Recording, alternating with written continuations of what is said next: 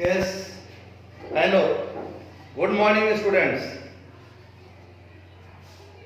तो आप लोग मोड कंसेप्ट का न्यूमेरिकल प्रॉब्लम्स बना रहे होंगे। ऐसा कुछ प्रॉब्लम हमने दिया था, यह बिल्कुल सिंपल प्रॉब्लम है, लेकिन यदि आप देख रहे हो कि यह कभी टीएस राजेंद्रा में पूछा गया है या आईआईटी आईएसएम में पूछा गया है तो भारी न्यूमेरिकल होगा क्या? ऐसा नहीं है, आसान होगा। और आप लोगों ने सिर्फ इस पर एक्सरसाइज नहीं किया, यही सबसे बड़ी कमी आप लोगों की। और आप देखो कितना आसान प्रॉब्लम है।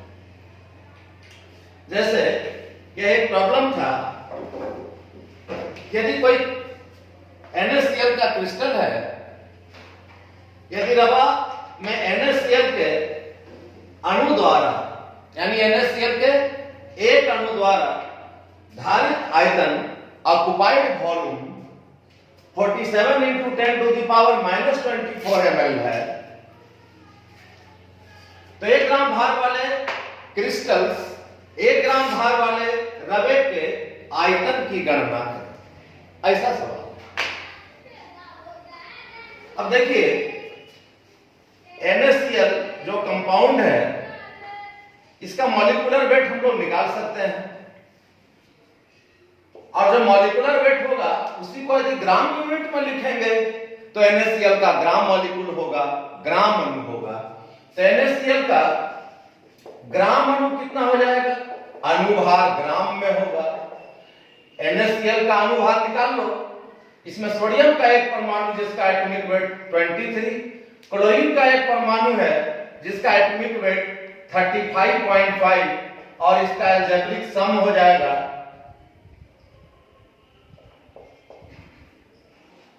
58.5।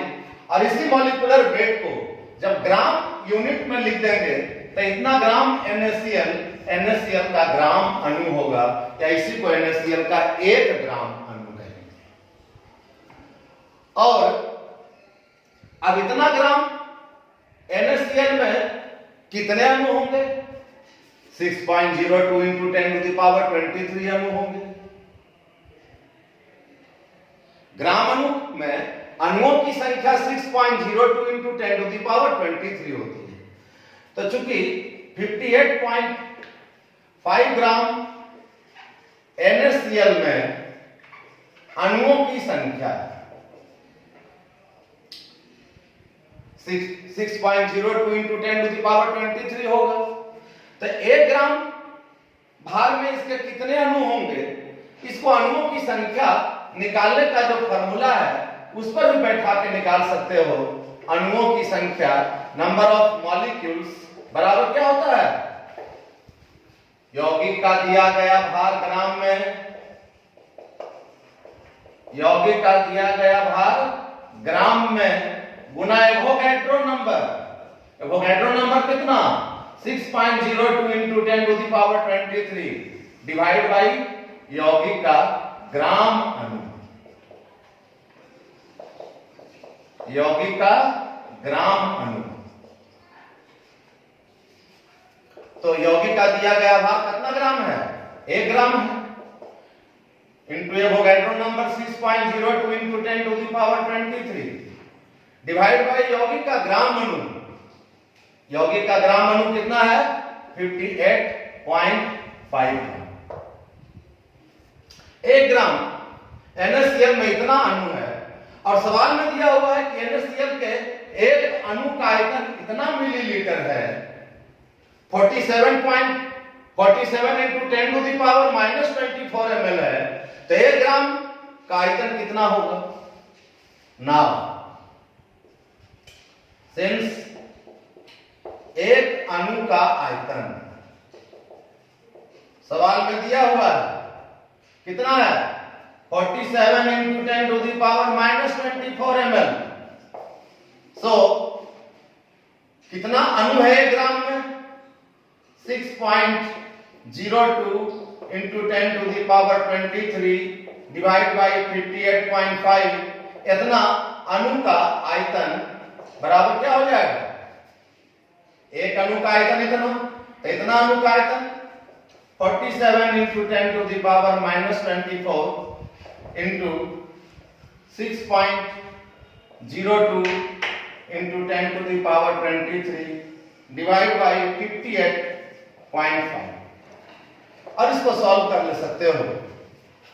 और सॉल्व करके लगभग आ जाएगा, कैलकुलेट कर लेना, तो कैलकुलेट करके आ जाएगा लगभग 0.484 ml।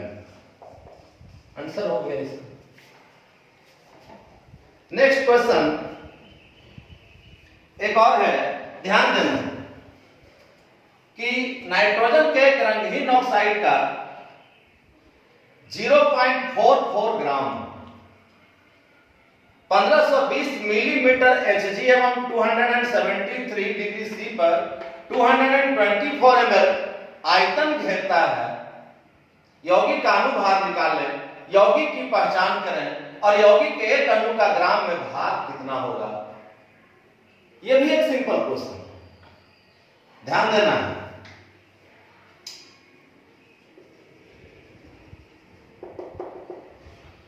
नाइट्रोजन के एक रंगहीन ऑक्साइड का भार दिया हुआ है। दिया गया भार है नाइट्रोजन का 0.44 ग्राम। प्रेशर मिलीमीटर में है, एटमॉस्फेरिक में चेंज कर लेंगे तो चूंकि हम लोग जानते हैं 760 मिलीमीटर बराबर होता है 1 एटमॉस्फेरिक, तो 1520 mm का मतलब इतना बटा 760 एटमॉस्फेरिक बराबर हो जाएगा 2 एटमॉस्फेरिक। टेम्परेचर दिया हुआ है 273 डिग्री सेल्सियस, इसको केल्विन में चेंज करेंगे तो इसमें 273 और प्लस करना पड़ेगा, क्योंकि 0 डिग्री सेल्सियस बराबर 273 केल्विन होता है। तो 273 डिग्री सेल्सियस को केल्विन यूनिट में कन्वर्ट करने के लिए इसमें 273 को ऐड करेंगे और इस प्रकार से हो जाएगा 546 केल्विन। और इसका वॉल्यूम कितना है? इसका वॉल्यूम है 224 मिलीलीटर। 224 ml यानी कितना litre? 224 by 1000 litre means 0.224 litre. तो इसका अनुभार क्या होगा, मॉलिक्यूलर वेट क्या होगा, यह निकालना है। और गैसियस इक्वेशन ऑफ स्टेट में यौगिक का अनुभार निकालने के लिए एक समीकरण बताए हुए हैं, देखो अपने।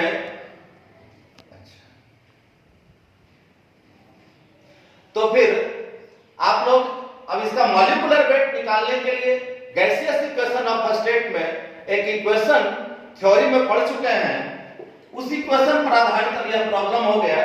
यौगिक का अनुभार m बराबर होता है GRT/PV। G 0.44 ग्राम है दिया गया भार, R गैस कांस्टेंट 0.0821 लीटर प्रति केल्विन प्रति मोल, T टेम्परेचर 546 केल्विन है, एक यूनिट में सबको कर लेना है। और P प्रेशर एटमॉस्फेरिक में है कितना? 2 एटमॉस्फेरिक। V लीटर में वॉल्यूम है 0.224। देख लो R का वैल्यू दिया है 0.0821, यह 0.0821 लीटर एटमॉस्फेरिक प्रति केल्विन प्रति मोल में होता है। और इसलिए यहां पर टेम्परेचर डिग्री सेल्सियस में था, उसको केल्विन में कर लिए। वॉल्यूम मिलीलीटर में था, उसको लीटर में कर लिए। प्रेशर मिलीमीटर में था, उसको 760 से डिवाइड करके एटमॉस्फेरिक में चेंज कर लिए। अब एक यूनिट में सब हो गया है, तब इसका कैलकुलेशन कर सकते हैं। और इसको कैलकुलेट कर लोगे तो इसका ये कैलकुलेट करके आ जाएगा नियरली अबाउट 44 ग्राम। तो यौगिक का ग्राम अणु निकल गया 44 ग्राम, इसलिए इसका मॉलिक्यूलर वेट कितना हो जाएगा? 44 हो गया। तो इस यौगिक का इसका अनुभार हो गया 44, एक आंसर हो गया। अब इस यौगिक का पहचान करना है, तो नाइट्रोजन के रंगहीन ऑक्साइड की पहचान करनी है। अब इसमें ध्यान दो, नाइट्रोजन के ऐसे 3 ऑक्साइड होते हैं, नाइट्रिक ऑक्साइड, नाइट्रस ऑक्साइड और नाइट्रोजन पेरोक्साइड। सबका अनुभार हम लोग चाहे तो निकाल सकते हैं। इसका अनुभार कितना हो जाएगा, 14 प्लस 16 बराबर कितना, 30। इसका अनुभार 14 28 प्लस 16 कितना, 44। इसका अनुभार 14 16 दूनी 32 46। तो इस प्रकार से जो यौगिक है, नाइट्रोजन के 3 ऑक्साइड होते हैं, nitric oxide, nitrous oxide, nitrogen peroxide. तो यह नाइट्रिक ऑक्साइड नहीं है, यह नाइट्रोजन पेरोक्साइड भी नहीं है। यह कौन है, यह नाइट्रस ऑक्साइड है, N2O है, क्योंकि N2O का मॉलिक्यूलर वेट 44 होता है, इसलिए यह यौगिक कौन है, N2O है, लाफिंग गैस है, N2O है। N2O को ही क्या कहते हैं, लाफिंग गैस भी कहते हैं। ऐसे केमिकल नेम इसका नाइट्रस ऑक्साइड होता है। यह लाफिंग गैस है, यह यौगिक की पहचान होगी। इसी में एक और सवाल है कि इस यौगिक के एक अणु का ग्राम में भार कितना ग्राम होगा। तो आप ध्यान देना कि चूंकि 6.02 into 10 to the power 23 अणु का भार बराबर ग्राम अणु के बराबर होगा, 44 ग्राम के बराबर होगा, इसलिए इसके एक अणु का भार बराबर हो जाएगा 44 divide by 6.02 into 10 to the power 23 ग्राम। और इसको सॉल्व कर लोगे तो आ जाएगा कितना, लगभग 7.3। Yes, 7.3 into 10 to the power, ऊपर जाकर ही हो जाएगा -23 ग्राम, और ये इसका आंसर हो गया। ठीक, नेक्स्ट क्वेश्चन हम लोग तुरंत इसको भी हल कर लें। जैसे अब एक क्वेश्चन है कि यदि 1 मोल में 1 into 10 to the power 24 कण है, तो 1 मोल ऑक्सीजन का द्रव्यमान क्या होगा।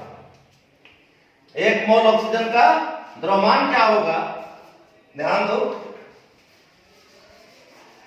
अच्छा, पहले इसको देखो इधर थोड़ा, यदि 1 मोल में 1 into 10 to the power 24 कण है, तो 1 मोल ऑक्सीजन का द्रव्यमान क्या होगा।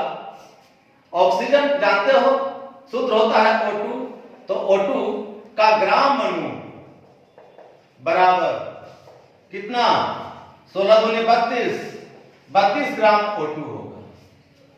और 32 ग्राम O2 में कितने अणु होंगे, 6.02 into 10 to the power 23, 6.02 into 10 to the power 23 अणु O2 का द्रव्यमान बराबर कितना ग्राम, 32 ग्राम।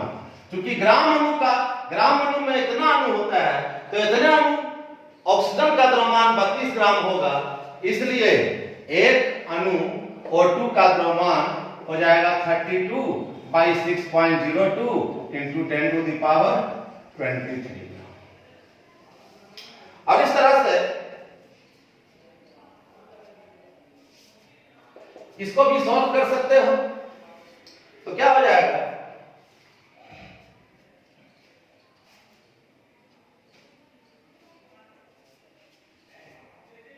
लेकिन अब इसमें है कि यदि 1 मोल में इतना कण है, तो 1 कण का द्रव्यमान इतना हो गया, और इतना कण का जो द्रव्यमान होगा, तो 1 मोल ऑक्सीजन का द्रव्यमान क्या होगा, यह बताना है।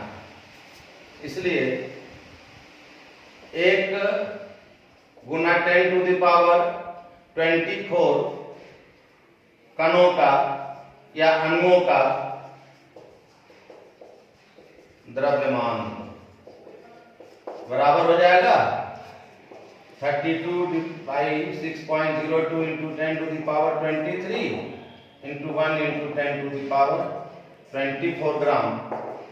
तो यदि 1 मोल में इतना कण है, तो ऐसे यदि 6.02 into 10 to the power 23 अणु का द्रव्यमान 32 ग्राम होता है, तो एक अणु का द्रव्यमान इतना ग्राम होगा। लेकिन यदि इतना अणुओं का द्रव्यमान निकालना हो जो 1 मोल के द्रव्यमान के बराबर हो, तो इसको सॉल्व कर लोगे तो ये लगभग आ जाएगा 53.14 ग्राम। ये एक आंसर, सब सिंपल क्वेश्चन। एक और अगला क्वेश्चन को ले लो। जैसे है 6C14 कार्बन है, एटॉमिक वेट 6 और मास इसका 14 दिया हुआ है। यह कार्बन का एक आइसोटोप है और इसके 7 मिलीग्राम में न्यूट्रॉन की संख्या निकालनी है और न्यूट्रॉनों का कुल द्रव्यमान निकालना है, यह मानते हुए कि एक न्यूट्रॉन का द्रव्यमान एक हाइड्रोजन परमाणु के द्रव्यमान के बराबर है। वेरी इजी क्वेश्चन, ध्यान देना। 7 milligram C14 means to say 7 into 10 to the power minus 3 gram C14 milligram में 1000 से भाग कर दिए, ग्राम में आ गया, इतना भाई 1000 मीन्स 10 टू दी पावर 23 से भाग कर दिए हैं तो ऊपर जाके हो जाएगा 10 टू दी पावर -3 और इतना ग्राम C14 है तो इसमें कितने परमाणु होंगे कार्बन 14 के, यह निकाल लो। परमाणुओं की संख्या का सूत्र होता है परमाणुओं की संख्या बराबर क्या, तत्व का दिया गया भार ग्राम में 7 into 10 to the power -3 gram divide by तत्व का ग्राम परमाणु, इसका परमाणु भाग 14 है तो ग्राम परमाणु हो जाएगा 14 gram into Avogadro number 6.02 into 10 to the power 23। इतने परमाणु और इतने परमाणु होंगे तो इसमें न्यूट्रॉन कितना होगा, न्यूट्रॉन निकालना है। तो हम लोग देख रहे हैं कि चूंकि यह जो C जिसका एटॉमिक नंबर 6 मास नंबर 14 है तो 6C14 के एक परमाणु में कितना न्यूट्रॉन है, न्यूट्रॉन की संख्या बराबर क्या होता है, mass number minus atomic number, mass number minus atomic number, इसका मास नंबर 14 एटॉमिक नंबर 6 तो 6C14 के परमाणु में न्यूट्रॉन की संख्या 8 है और 7 मिलीग्राम C14 में इतना न्यूट्रॉन निकला है तो इसमें न्यूट्रॉन की संख्या क्या हो जाएगी, इसको ऐसे भी सॉल्व कर ले सकते थे तो हो जाएगा 7 × 14 और इसको सॉल्व कर लोगे तो लगभग 3.01 into 10 to the power 23 इतना परमाणु है। और कार्बन के एक परमाणु में न्यूट्रॉन की संख्या इतनी है तो 3.01 into 10 to the power 23 C14 परमाणु में न्यूट्रॉन्स की संख्या हो जाएगी 8 into 3.01 into 10 to the power 23। Solve कर लो तो हो जाएगा 24.08 गुना 10 to the power 23। इतना न्यूट्रॉन्स हो गया। एक आंसर तो ये हो गया। इसी में अब दूसरा निकालना है न्यूट्रॉन का कुल द्रव्यमान क्या होगा। अब ध्यान दो, दिया हुआ है सवाल में एक न्यूट्रॉन का द्रव्यमान बराबर किसके बराबर है, हाइड्रोजन परमाणु का द्रव्यमान के बराबर है। एक न्यूट्रॉन का द्रव्यमान बराबर एक हाइड्रोजन परमाणु का द्रव्यमान, एक हाइड्रोजन परमाणु का द्रव्यमान का मतलब एक, और इस प्रकार से कितना न्यूट्रॉन है 24.08 into 10 to the power 23 neutron का द्रव्यमान निकालना है। तो ऐसे हम लोग जान रहे हैं कि हाइड्रोजन का ग्राम परमाणु 1 ग्राम हाइड्रोजन होगा, क्योंकि हाइड्रोजन का एटॉमिक वेट 1 होता है तो इसका ग्राम परमाणु हो जाएगा 1 ग्राम हाइड्रोजन और 1 ग्राम हाइड्रोजन में 6.02 into 10 to the power 23 items of hydrogen होते हैं। तो चूंकि इतना आइटम्स का भार या इतना आइटम्स का हो या इतना न्यूट्रॉन्स का भार बराबर 1 ग्राम तो 24.08 into 10 to the power 23 into 10 to the power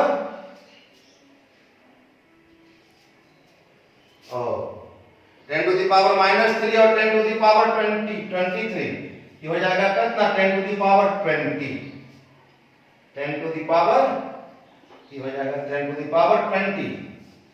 तो इतना न्यूट्रॉन्स का भार बराबर हो जाएगा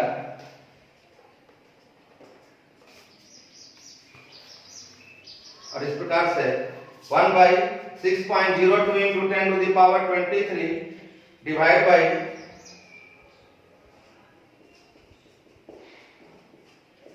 into 24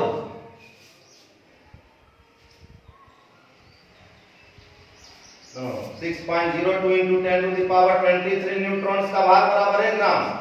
तो 24.08 into 10 to the power 23 20 neutrons का भार बराबर इतना into 10 to the power 20। ये हो गया इतना बटा 23 ना। और इस प्रकार से कट जाएगा 6×24 लगभग 4 into 10 to the power -3 ग्राम। ये आंसर हो गया। और इतना ग्राम बराबर होता है मिलीग्राम, तो इतना बराबर 4 मिलीग्राम भी ऐसा आंसर कर सकते हो। और इस प्रकार से इस क्वेश्चन के इसमें 2 क्वेश्चन थे, दोनों क्वेश्चन का यह सॉल्यूशन हुआ है। लेकिन अब एक क्वेश्चन यह आपके लिए होमवर्क रह जाएगा, आप इसको सॉल्व करो और सॉल्व करके मैसेज करो, और नहीं बनेगा तो अगले फिर जब हम लोगों का मीटिंग होगा तो उसमें हम इस क्वेश्चन को सॉल्व करेंगे। इस क्वेश्चन को नोट करना है। तब तक क्वेश्चन है कि पारा का घनत्व 13.6 ग्राम प्रति ml है। पारे के परमाणु का व्यास डायमीटर यह मानकर ज्ञात करें कि प्रत्येक परमाणु एक ऐसे घन के आयतन के बराबर स्थान घेरता है जिसकी प्रत्येक भुजा पारे के परमाणु के व्यास के बराबर है। अब पारा जिसका सिंबल होता है Hg, यह मरकरी का एटॉमिक वेट दिया हुआ है 200। आपके लिए यह होमवर्क है, आप इसको बना करके मैसेज करो और घर में रह करके ठीक से सुरक्षित रहो, स्वस्थ रहो, ठीक से पढ़ाई करते रहो। Thank you very much.